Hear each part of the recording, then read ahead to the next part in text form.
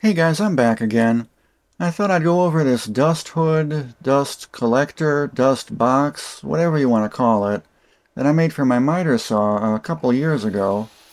Yeah, I got sick of all the dust this thing would throw up every time I used it. Hardly anything got thrown up into that chute, even when a vacuum was hooked up to it. So yeah, this is just a wooden box built around the saw. It's made from scrap half-inch plywood I had lying around, and it's all pocket holes screwed together.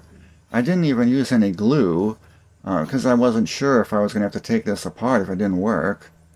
At the bottom of the box is a 4-inch dust chute. Underneath, that connects to a short piece of hose to a 4-inch by 2.5-inch Y fitting. The other part of the Y goes to the 2.5-inch hose, which connects to the factory dust port on the saw, and then the big 4-inch port on the bottom goes to the dust collector.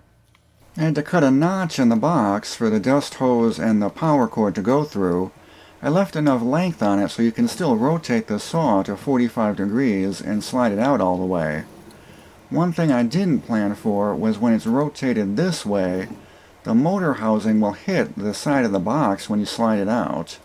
Now I could notch this here, but it hasn't caused any issues yet, so I just left it.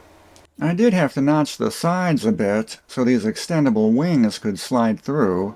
I wanted to have the sides of the box go as close as possible to the fence to maximize the amount of dust that it would collect. I think this setup works pretty well. I have my miter saw set up in between some shelving units, and I used to get dust all over the back wall and on the bottom shelf. And since I built this box, it's stayed clean back there. All the sawdust stays contained inside the box, and anything that doesn't get sucked down the chute by itself, every once in a while I just brush it down in there with an old paintbrush. For the dust collector, I'm using this Shop Fox brand from Grizzly. This was something like $200 when I got it. They've gone up to $389 now. I wouldn't recommend this unless you have a lot of tools with a 4-inch dust port. When it's hooked up to a 4-inch port, like on the miter saw box, you can see this kind of cyclone action going on inside the bag. If I disconnect the hose, the cyclone speeds up even more. But when I hook the hose up to my belt sander, which has a 2-inch reducer fitting on it, the cyclone stops. Now it still works to collect dust, but I don't think it's working as effectively as it should. To connect this to my different machines, I found these 4-inch coupler fittings from PowerTech. These just slip fit together.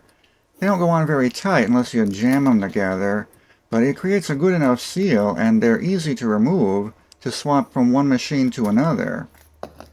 These are the basic plans for the dust hood that I made. Obviously your miter saw might be a different size, so you'll have to adjust the measurements accordingly. And you could put a lid on top of it too if you really wanted to contain the dust, but I use mine with the top open. I'll put links in the video description to all the hose connectors and parts that I used. These are Amazon affiliate links, so I'll earn a commission if you buy anything using the link. I don't have any sponsors on this channel, and I don't plan to get any. If you've seen some of my other reviews, then it should be pretty apparent why.